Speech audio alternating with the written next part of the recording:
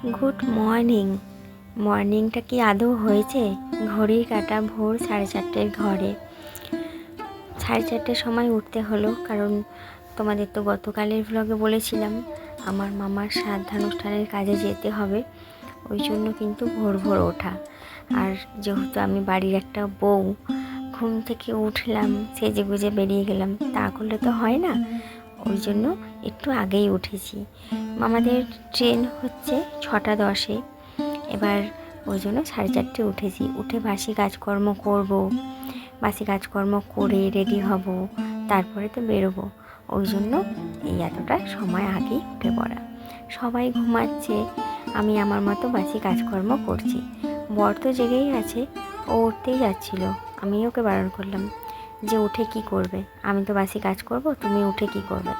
তুমি শুয়ে আছো, শুয়ে থাকো, আমি আমার মতো চারিদিকে লাইট জ্বালিয়ে বাসি কাজকর্মগুলো সেরে নিই। তো চলো বাসি কাজকর্ম করে নিয়ে রেডি হব, হয়ে তারপরে বেরোবো। জানো তো, মামার বাড়ি সবসময় মায়ের সঙ্গেই যেতাম, কখনো এরকম একা একা যাওয়া হয়ে ওঠেনি। তাও আবার যাচ্ছি, কিন্তু এমন একটা কাজে যাচ্ছি যেটা কখনো আশাই করিনি।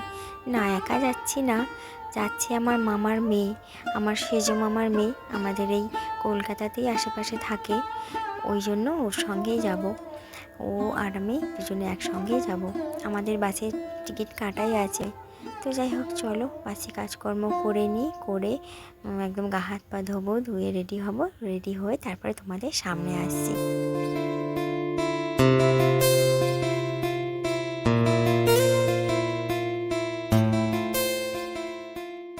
গুড মর্নিং সবাইকে। সানস্ক্রিনটা ঢুকিয়ে দিয়েছিলে তো? সানস্ক্রিনটা ঢুকিয়ে দিয়েছিলে তো? চলো বেরিয়ে পড়লাম, যাওয়া যাক। মাকে বলে এলাম, সবাই ঘুমাচ্ছে তখন। তাই যা কাদা, অনেক যুদ্ধ করে এলাম। জল এনেছিলাম বোতলে করে, পা ধুলাম। আমি হাওয়াই চপ্পল পরে এসেছিলাম, জানো, হাওয়াই চপ্পল পরে একটা প্লাস্টিক আর একটা ব্যাগ এনেছি, ওটা ব্যাগে বরের বাইকে ঝুলে দিয়েছি। আর ক্লক্সটা এখন পরলাম। বৃষ্টি আরম্ভ হয়ে গেছে না, একদম ঝিরি পুষ্প বৃষ্টি।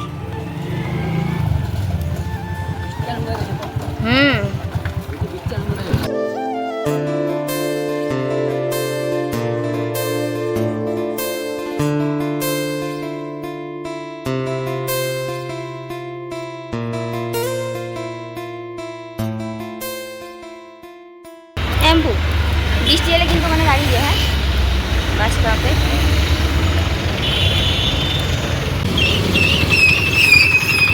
এই যে আমরা বাসে উঠবো বলে দাঁড়িয়ে আছি, সেই মুহূর্তে বৃষ্টি শুরু হয়েছে।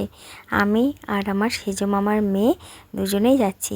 আর এই দুজনের ছোটোবেলা থেকে বন্ডিংটা কিন্তু খুব ভালোই, মানে আমরা বন্ধুর মতোই ছোটোবেলা থেকে একদম মানে খেলে ধুলে বড় হয়েছি। যখনই মামার বাড়ি যেতাম খুব সুন্দর সময় কাটাতাম সবাই মিলে। 3 ঘন্টা জার্নি করার পর চলে এসেছি। আমার মামার বাড়ি কিন্তু পশ্চিম মেদিনীপুর ঘাটালে বাস থেকে নেবেই একটা দারুণ জিনিস কিনেছি, সেটা তোমাদের এই দুঃখের ব্লগে দেখালাম না, কোনো একটা ভালো ব্লগে ভালো সময় দেখাবো যে আমি ওখান থেকে কি জিনিস কিনেছি। তবে এমন একটা জিনিস কিনেছি যেটা তোমাদেরও ভীষণ পছন্দ হবে। চলে এসেছি, এসেই দেখছি যে চারিদিক কিন্তু সব জোগাড়যন্ত্র চলছে। আর আমার বড় মামার 2 ছেলে, এই যে তারা হচ্ছে কাজে বসবে, তার আগে সবার থেকে অনুমতি নিতে এসেছে। মানে বাকি যে কাকা জ্যাঠারা আছে, মানে আমার ওই দাদার, মানে আমার মামারা, তাদের কাছ থেকে অনুমতি নিতে এসেছিলো, নিয়ে তারা কাজে বসতে গেছে। এইদিকে আমি দেখছিলাম যে ঘরে কাজকর্ম চলছে, মানে আগামীকাল তো খাওয়া দাওয়ার অনুষ্ঠান আছে, তার জন্য ঘরে দই বসানো হয়েছিল, সেইটাই হচ্ছে রাখতে যাচ্ছিলো ফ্রিজে। আমি শুনেছি শুভ কাজে, মানে বিবাহর সময় এরকম প্রজাপতি এসে গায়ে বসে, তবে এরকম একটা সময় প্রজাপতি এসে গায়ে বসবে ভাবতে পারিনি। তো যাই হোক, চলো আজকের শ্রাদ্ধানুষ্ঠানের কাজ বেশ ভালোভাবে সম্পূর্ণ হচ্ছে।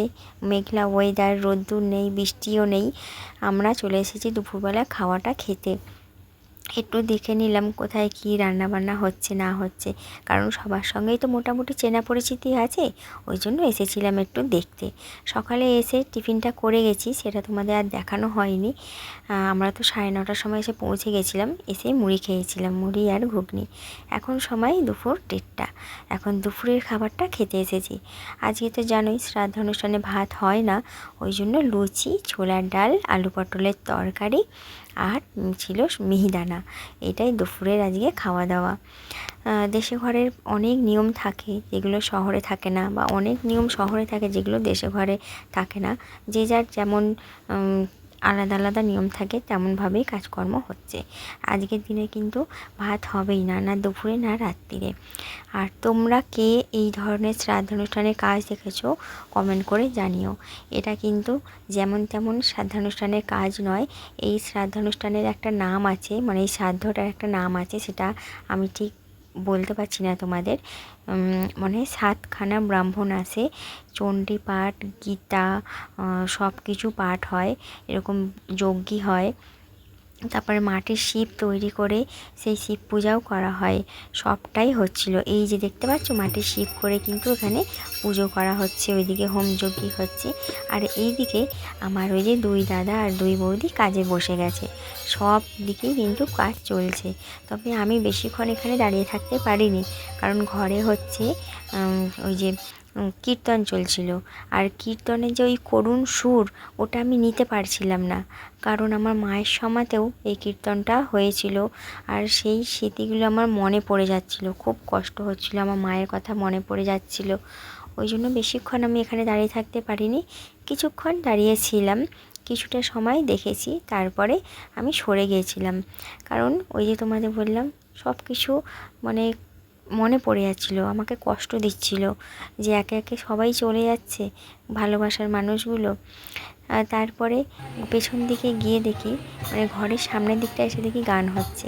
তো গান হচ্ছে, গানটা কে করছে? গানটা করছে আমার বড় মামার নাতনি, মানে ছেলের ঘরের মেয়ে। সে খুব সুন্দর গান গায়, ওই জন্য সবাই বলছিল একটা গান গা, দাদু যেখানেই থাকুক দেখবি ভালো লাগবে তার, ওই জন্য সে গানটা গাইছিল। শ্রাদ্ধানুষ্ঠানের কাজ শেষ হতে হতে বিকেল হয়ে গেছিলো। তারপরে এই যে এখানে হচ্ছে ফুলঘর, আর এই ফুলঘরের নিয়মটা কিন্তু দেশে ঘরের দিকেই আছে, আমাদের শহরে কিন্তু এইসব কেউ জানিই না আমরা।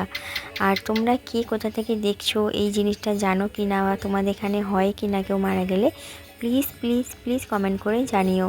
এটা হচ্ছে কি ফুলঘর, মানে যে মারা গেছে তার উদ্দেশ্যে একটা ঘর বানিয়ে, এরকম কাগজের বা কাপড়ের এরকম একটা ঘর বানিয়ে তাকে প্রতিষ্ঠিতা করে সবাই মিলে, মানে সেই আমার মামা তো মারা গেছে, আমার মামার যে বৌমারা আছে বা ভাইপো ভাইঝিরা আছে, তারা উপোস থেকে তারা কিন্তু এই ফুলঘরটা দিয়েছে। হ্যাঁ, কী সব পুজো আছে জানি না, তারা করেছে, করে এবার এটাকে যেখানে আমার বড় মামাকে পোড়ানো হয়েছিল, মানে শ্মশানে যেখানটা পোড়ানো হয়েছিল ঠিক সেখানটাতেই এই ফুলঘরটা গিয়ে দিয়ে আসবে। মানে এটা তার আজ থেকে ঘর, মানে বাসস্থান বলতে পারো, এটার মধ্যেই সে বসবাস করবে, এটাই তারা মানে। এই জন্য এই ফুলঘরটা সাজিয়ে তাকে দিয়ে আসা হয়। আর জানো তো যেখানে পোড়ানো হয়েছিল ওখানে না মাটি দিয়ে একটা পুতুল বানানো হয়েছে, মানে একটা মানুষ শুয়ে থাকলে যেমন হয়, দেখে বুঝতে পারছো ওরকমভাবে কিন্তু একটা পুতুল এঁকে দিয়েছে। এটার মধ্যেই 3 পাক না 7 পাক ঘুরবে জানি না, ঠিক ঘুরে ওই যে তার বুকের ওপরে, পুতুলটার ঠিক বুকের ওপরে যেখানে মানে আমার মামাকে পোড়ানো হয়েছিল একদম চিতায়, সেখানটা এই যে এটা ঘরটা রেখে দেওয়া হলো। আর বলা হবে যে তোমার ঘর তোমাকে দিয়ে গেলাম, আজ থেকে তুমি তোমার এই ঘরে থেকো। আর যে খাবারটা তার কাছে ধরে রাখা ছিল সেটাও দিয়ে দেওয়া হবে। দিয়ে দেওয়ার পর কিন্তু আর ভুল করেও পিছনে ঘুরে তাকানো যাবে না, এটাই নিয়ম। আমি এই প্রথমবার এইসব সামনে থেকে দেখলাম, আগে কখনো দেখিনি। তোমরা যদি এই জিনিসটা জেনে থাকো তাহলে প্লিজ কমেন্ট করে জানিও। চলো, ভিডিওটা আর বেশি দূর বড় করতে পারছি না, এখানেই শেষ করছি। সবাই খুব ভালো থেকো, সুস্থ থেকো। আর আমার বড় মামাকে আমার এই ছোট্ট একটা স্মৃতির খাতায় তুলে রাখলাম, শেষ সময়টুকু সমস্ত কিছু তুলে রাখলাম, কখনো সময় বিশেষে সবটা দেখতে পারবো, স্মৃতিচারণা করতে পারবো, ওই জন্য তুলে রাখলাম। ঘরে এসে কিন্তু এই যে হরিণনুট হচ্ছিল, হরিণনুটও দিয়েছে, যেহেতু কীর্তন হয়েছিল তো হরিণনুট তো দিতে হয়, ওই জন্য হরিণনুটও দিয়েছিল। তো চলো একটু কীর্তনটা শোনো তোমরা, শুনে তারপরে যাওয়ার আগে কিন্তু অবশ্য করেই তোমরা জানিয়ে যেও যে প্রশ্নগুলো আমি রেখেছি এই ভিডিওর মধ্যে, যদি জেনে থাকো। কেমন? আজকের মতো তাহলে টাটা, দেখা হবে অন্য কোনো একটা ব্লগে। সবাই খুব ভালো থেকো। আজকে শ্রাদ্ধ বাসন, উনি নাম কি? কার্তিক মাইতি শ্রাদ্ধ বাসন কীর্য, আজ ব্রাহ্মণ ভোজন কীর্য, আদিগুরু বৈষ্ণব কীর্য। কলকাতা দিদি